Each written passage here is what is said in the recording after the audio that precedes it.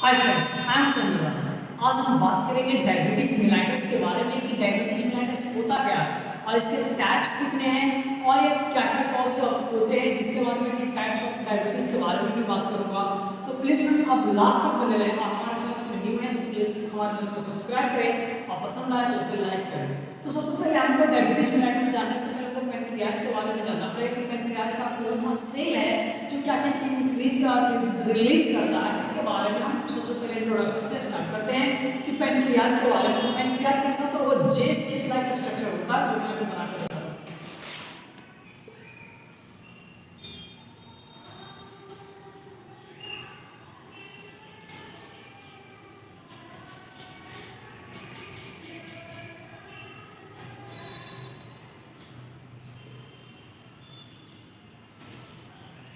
तो फ्रेंड्स हमारा जो पैनक्रियाज होता है जो इस तरह का होता है, जिसे हम जे शेप स्ट्रक्चर बोलते हैं।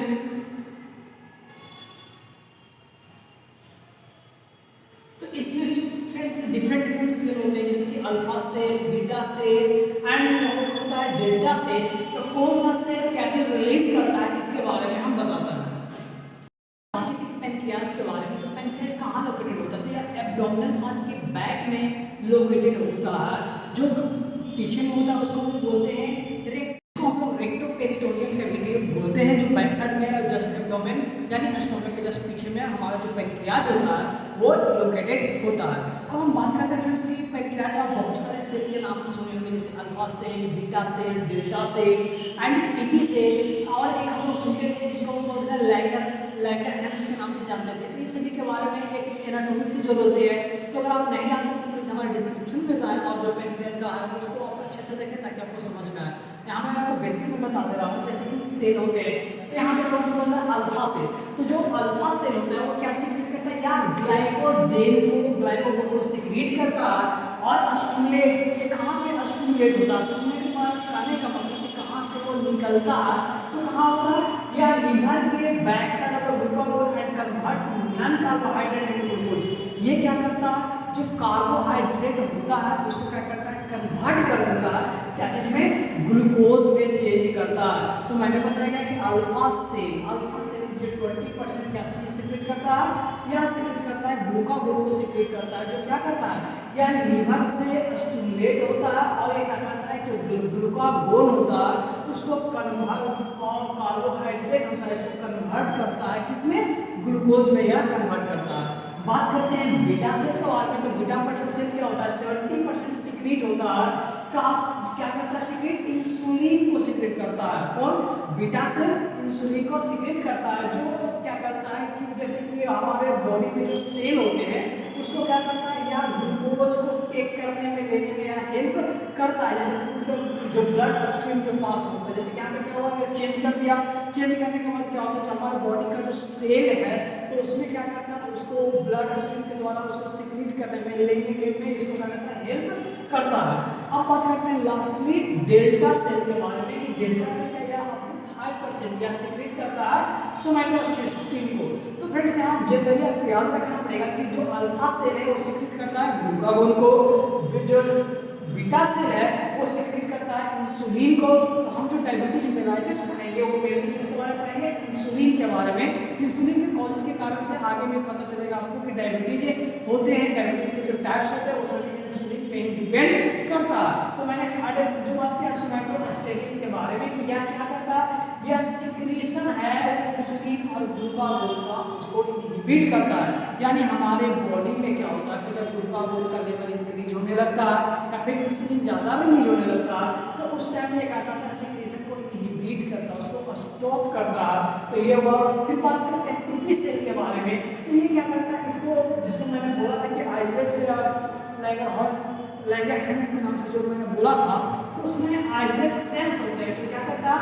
जो पैनक्रियाटिक पॉलीपेप्टाइड है उसको सीक्रेट करता है। ये क्या करता है? भूख लगना, एपेटाइट और गर्लिंग्स, ये जो वर्ड है तो एपेटाइट जिसकी भूख के सब लगता है तो वो सबको जो रियलाइज करता है वो कहता है पीपी सेल के द्वारा ही होता है। तो फ्रेंड्स अब हम स्टार्ट करते हैं अपना डायबिटीज मेलाइटिस के बारे में कि डायबिटीज मेलाइटिस है क्या और ये कितनी टाइप्स का होते हैं, इसके क्या क्या कॉजेज है। अब मैं इसका हम बात डायबिटीज मेलाइटस क्या कहते हैं, जब भी हमारे बॉडी में जब कार्बोहाइड्रेट का जब मेटाबॉलिज्म है वो क्या हो जाता है, डिस्टर्ब हो जाता है। अब किसकी वजह से, ड्यू टू इंसुलिन, जो मैंने बताया था कि इंसुलिन किसके द्वारा होता है, तो बीटा सेल के द्वारा रिलीज होता है। तो जब इंसुलिन का इनसफिशिएंट अमाउंट में जब हमारे बॉडी में रिलीज होता है, तो जिसके कारण से क्या होता है, जो कार्बोहाइड्रेट है उसका मेटाबॉलिज्म नहीं हो पाता, तो जिसके कारण से डायबिटीज मेलाइटस देखने को मिलता है। तो अब हम बात करते हैं इसकी जब बोला है कि high level of blood glucose regulating from the defect insulin production, insulin action और ग्रोथ। मैंने भी क्या बताया था कि जब इंसुलिन का इनसफिशिएंट अमाउंट में हमारे बॉडी में रिलीज होना या फिर सही से इंसुलिन का वर्क नहीं कर पाना, रेसिस्टेंस डेवलप हो जाना, तो जिसके कारण से यह डायबिटीज मेलाइटस आपको देखने को मिलता है। तो फ्रेंड्स यहाँ पर बात करते हैं डायबिटीज मेलाइटस के बारे में। तो जनरली डायबिटीज मेलाइटस 3 प्रकार के होते हैं। सबसे पहले टाइप 1 डायबिटीज मेलाइटस, जिसको हम लोग इंसुलिन डिपेंडेंट डायबिटीज मेलाइटस के नाम से जानते हैं। जस्ट इसके बाद सेकंड में मैं बात करूंगा non insulin diabetes mellitus, and इसके बाद मैं बात करूंगा जो थर्ड है उसको बोलते हैं गैस्ट्रोइंटेस्टाइनल डायबिटीज मेलाइटस के नाम से जानते हैं। तो सबसे पहले हम आज बात करेंगे, अभी बात करेंगे किसके बारे में, कि इंसुलिन डिपेंडेंट डायबिटीज मेलाइटस यानी टाइप 1 डायबिटीज मेलाइटस के बारे में बात करेंगे। इसको और हम डिफरेंट नाम के से जानते हैं, जैसे कि जुवेनाइल डायबिटीज मेलाइटस, फिर बात करेंगे ब्रिटल डायबिटीज मेलाइटस। क्वेश्चन में क्या होता है, कभी कभी बोल देगा कि डिस्क्राइब जुवेनाइल डायबिटीज मेलाइटस, तो आपको तो कंफ्यूज नहीं होना, क्योंकि जो इंसुलिन डिपेंडेंट डायबिटीज मेलाइटस है या फिर टाइप 1 डायबिटीज मेलाइटस, इसी का नाम है जुवेनाइल डायबिटीज मेलाइटस और ब्रिटल डायबिटीज। अब बात करते हैं कि ये कब होता है, तो जब हमारा इम्यून सिस्टम है ये क्या करता है, डिस्ट्रॉय हो जाता है, और क्या जो बीटा सेल को क्या करता है, डिस्ट्रॉय कर देता है। तो जिसके कारण से यह देखने को मिलता है क्या, जब बीटा सेल को डिस्ट्रॉय कर दिया तो हमारे बॉडी में जो पैंक्रियाज था उसमें इंसुलिन कौन रिलीज कर रहा था, हम तो जस्ट नहीं पता कि इंसुलिन को रिलीज कौन करवाता है, बीटा सेल करवाता है। तो हमारा जो इम्यून सिस्टम है वो क्या कर दिया, इसी को बीटा सेल को ही डिस्ट्रॉय कर दिया, तो जिसके कारण से क्या होगा, इंसुलिन का प्रोडक्शन कम किया, यानी इंसुलिन का प्रोडक्शन कम किया, क्या होगा, हमारे बॉडी में जो कार्बोहाइड्रेट का लेवल था यानी ग्लूकोज का लेवल था वो क्या हो जाएगा, इंक्रीज कर जाएगा। इंक्रीज करने से क्या होगा, हम लोग को टाइप 1 जो बोले क्या, इंसुलिन डिपेंडेंट, यानी जो इंसुलिन पे डिपेंड हो, तो क्या होगा, इसमें इंसुलिन की मात्रा ही कम जा रहा है, तो ऑब्वियसली बात है कि क्या होगा, कार्बोहाइड्रेट का लेवल इंक्रीज हो जाएगा।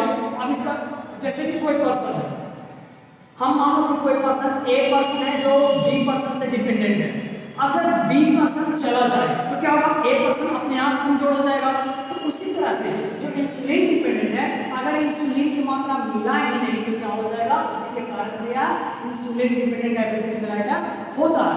अब इसी से कहने का मतलब क्या होगा, सेकंड के ऊपर डेफिनेशन क्लियर होगा कि जो इंसुलिन से डिपेंडेंट नहीं है, क्योंकि वो क्या है, non insulin dependent diabetes mellitus, यानी उसमें इंसुलिन रिलीज होता है। तो उसके बारे में मैं आगे बताऊंगा। तो पहले तो बात करता हूँ टाइप 1 के बारे में। इसमें क्या है कि जो हमारे इम्यून सिस्टम क्या करता है, हमारे बीटा सेल को डिस्ट्रॉय कर देता है, जिसके कारण से इंसुलिन का जो प्रोडक्शन है वो कम हो जाता है, जिसके कारण से यह होता है। अब बात करते हैं यह it develop when it is usually unlike children and young adults. बोला है कि ये ज्यादातर किसमें मिलता है, तो चिल्ड्रन में देखने को मिलता है, या फिर जो यंगर्स हैं उनमें ये ज्यादातर देखने को मिलता है। इट में account for the 5 to 10 at least common, क्या बोला कि ये ज्यादा 5 to 10% एट लीस्ट सभी में देखने को मिलता है, यानी यह उतना हैवी नहीं है, बट ये सबसे ज्यादातर क्या है कि चिल्ड्रन और यंगर्स में ज्यादातर देखने को मिलता है। अब हम बात करते हैं रिस्क फैक्टर के बारे में कि इसके रिस्क फैक्टर क्या क्या है। तो डिफिनीशन में ही बता दिया क्या किसके कारण से हो रहा, जो हमारा ऑटो इम्यून सिस्टम के कारण से हो रहा था, जो क्या कर रहा था, हमारे बीटा सेल है उसको क्या कर रहा था, डिस्ट्रॉय कर रहा था। तो सबसे पहला क्या हो जाएगा, ऑटो इम्यून हो जाएगा। दूसरा बात करते हैं जेनेटिक, या पेरेंट्स जनरेशन टू जनरेशन भी आता है, जैसे कि अगर किसी के ग्रैंडफादर को भी है तो उसको फादर में या फिर ग्रैंडसन में ये सब देखने को मिलता है, यानी जेनेटिकली भी है।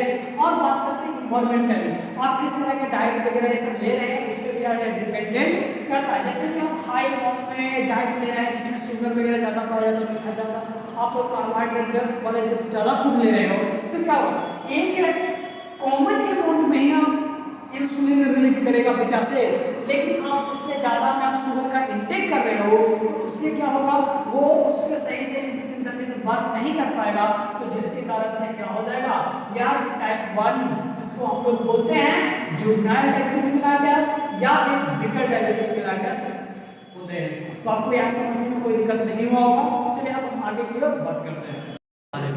टाइप 2 को हम लोग non insulin dependent diabetes mellitus के नाम से भी जानते हैं, शॉर्ट फॉर्म में NIDDM लिखते हैं। तो बात करते हैं इसको हम लोग स्टेबल डायबिटीज मेलाइटस भी बोलते हैं और एडल्ट ऑनसेट डायबिटीज, या जब बड़े हो जाते हैं, एडल्ट हो जाते हैं, तो उस टाइम में देखने को मिलता है। जबकि ऐसा नहीं था, तो जब इंसुलिन डिपेंडेंट डायबिटीज मेलाइटस में वो क्या था कि जो चिल्ड्रन थे और यंगर्स थे उन्हीं पे ज़्यादातर ये हैबिट है। उसमें क्या था 5 to 10% वह ज़्यादातर देखने को मिलता था, लेकिन यह 90 to 95% या मोस्ट कॉमन कॉज होते हैं डायबिटीज का।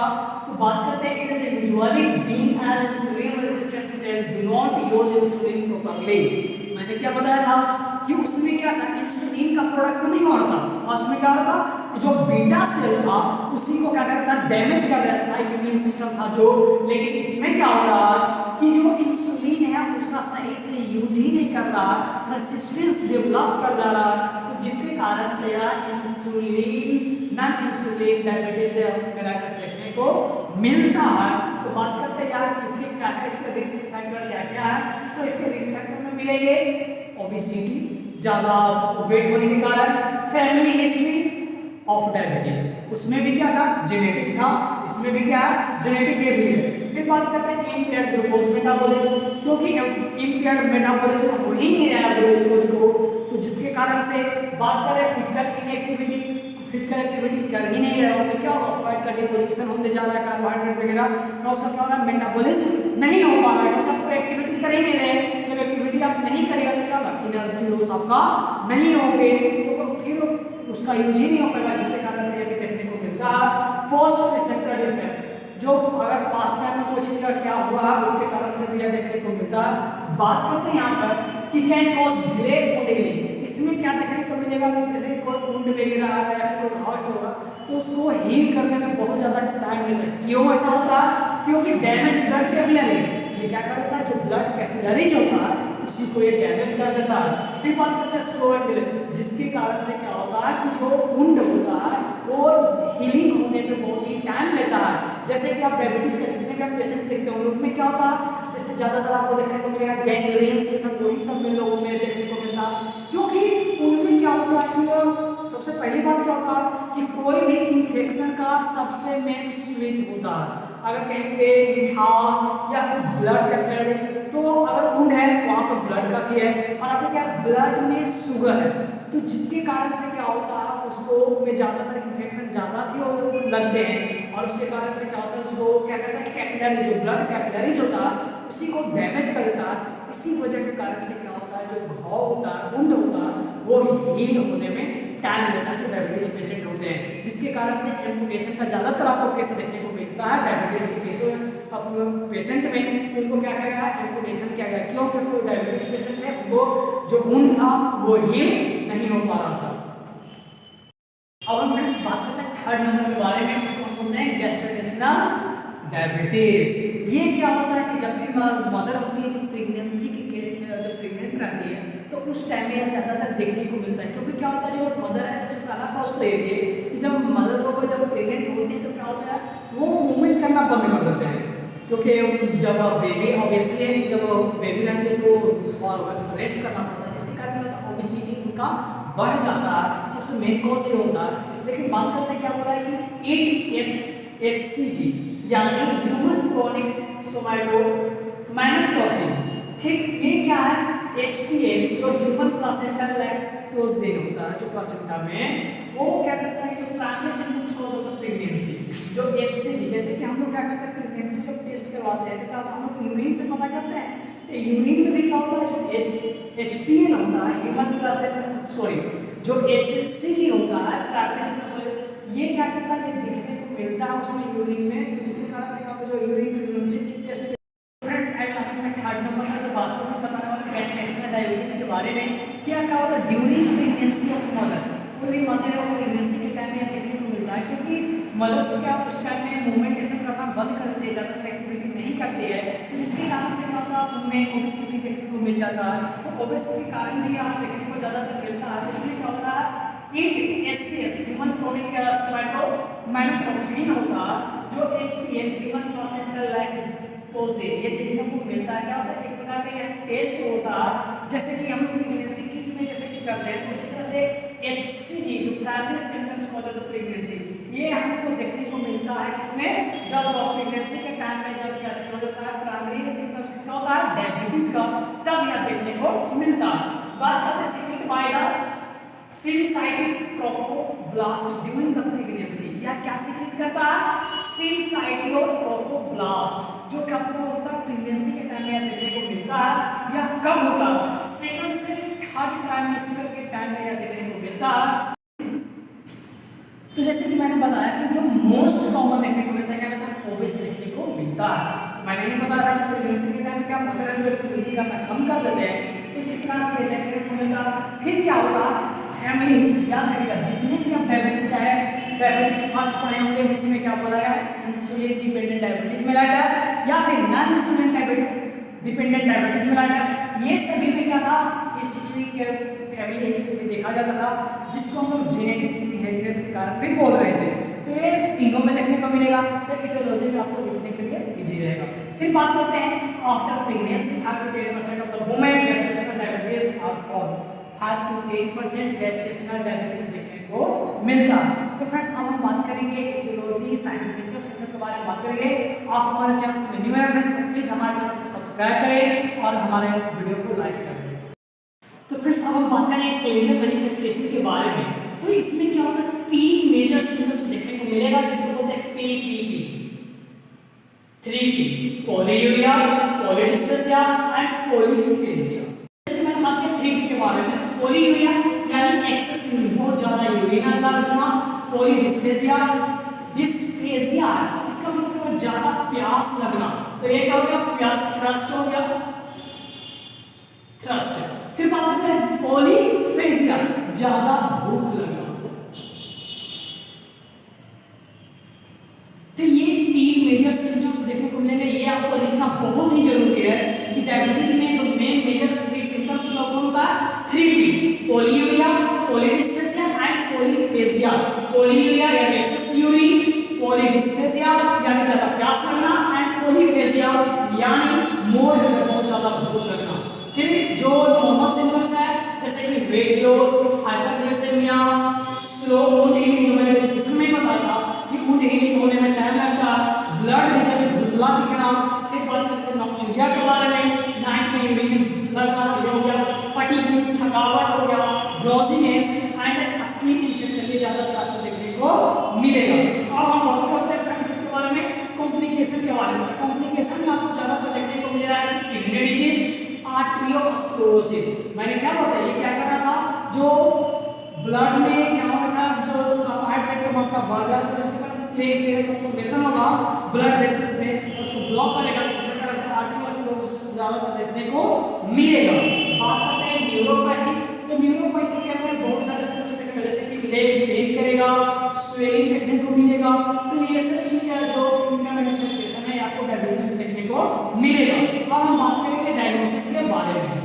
अब हम बात करते हैं डायग्नोसिस के बारे में। डायग्नोसिस में क्या करेंगे आरबीएस करेंगे, RBS random blood sugar test होता है जो हम करेंगे। फिर फास्टिंग में करेंगे, तो ये सभी का जो नॉर्मल वैल्यूज होता है मैं तुरंत बताता हूँ। फिर बात क्या करेंगे जीटीडी करेंगे, ग्लूकोज टॉलरेंस टेस्ट करेंगे। ये क्या होता है ग्लूकोज बाहर से इंजेक्ट किया दिया जाता है, इंजेक्ट किया जाता है और फिर उसको चेक किया जाता है कि अब 2:30 मिनट पे 0 मिनट जैसे जब दिए तब उसको चेक करेंगे, फिर 30 मिनट, फिर 60 मिनट, फिर 90, फिर 120। इस तरह से 2 घंटा तक इसको रेगुलर चेक करते हैं। उसके बाद पता करते हैं कि कितना है। अगर 2 आवर्स के बाद अगर 200 ml HG से अगर DL से ज़्यादा रहेगा तो हम क्या बता सकते हैं कि वह शुगर का पेशेंट है। तो इस तरह से फ्रेंड्स हम लोग देखते हैं किस तरह से किया जाता है। जैसे कि फास्टिंग में है तो हम लोग जानते हैं कि फास्टिंग का 70 से 110 होता है जो, तो उस नॉर्मल होता है। तो अगर एक घंटे जब जिस टाइम में दिए हैं अगर उस टाइम में 70 से 110 से अगर ज़्यादा शुगर कर रहा है यानी उसको पहले से ही शुगर है, उस टाइम में भी पता चल जाता है। ऐसा हम लोग मेजरमेंट है बेसिकली 2 आवर्स तक करते हैं, उसके बाद ही लास्ट में डायग्नोस करके बताते हैं कि आपको शुगर कब से था और कितना है जो। फिर बात करते हैं ग्लाइकोसिलेटेड हीमोग्लोबिन AC1 टेस्ट, ये भी करवाते हैं, ये ब्लड के द्वारा होता है। तो ये लेबोरेटरी में जाकर डायग्नोसिस टेस्ट के द्वारा यह निकलता है। अब बात करते हैं मैनेजमेंट के बारे में, तो उसको क्या करेंगे मैनेजमेंट में हाई प्रोटीनियस डाइट देंगे और क्या करेंगे जैसे कि exercise improvement insulin sensitivity that lowering the blood glucose level, क्या करेंगे उसको ज़्यादा एक्सरसाइज करने के लिए बोले, क्योंकि क्या वो एक्सरसाइज करेगा तो उसका एनर्जी लॉस होगा ना, जिसके कारण जो कार्बोहाइड्रेट एनर्जी उसको बॉडी में प्रेजेंट था तो ग्लूकोज क्या करे उससे चेंज होकर कार्बोहाइड्रेट ब्रेकडाउन होगा, मेटाबोलाइज होकर ग्लाइकोजन में चेंज होकर उसको क्या एनर्जी के रूप में उसको फिर मिलेगा। तो इस तरह से होगा। फिर avoid exercise during period of insulin, जब पर्सन कोई इंसुलिन वगैरह ले रहा हो तो उस टाइम में क्या करना है उसको एक्सरसाइज वगैरह नहीं करने देना, क्योंकि अगर एक्सरसाइज करेगा तो इंसुलिन एक प्रकार का प्रोटीन होगा वो क्या करेगा वहीं आपके यूज हो जाएगा, जिसके कारण से सही से ग्लूकोज का मेटाबोलाइज कार्बोहाइड्रेट का मेटाबोलाइज नहीं कर पाएगा। और मेडिकल मैनेजमेंट में बात करते हैं तो मेडिकल मैनेजमेंट में हम लोग क्या करते हैं कि इंसुलिन देते हैं, जो ह्यूमन इंसुलिन आता है या फिर रेगुलर इंसुलिन आता है तो उसका हम लोग यूज करते हैं।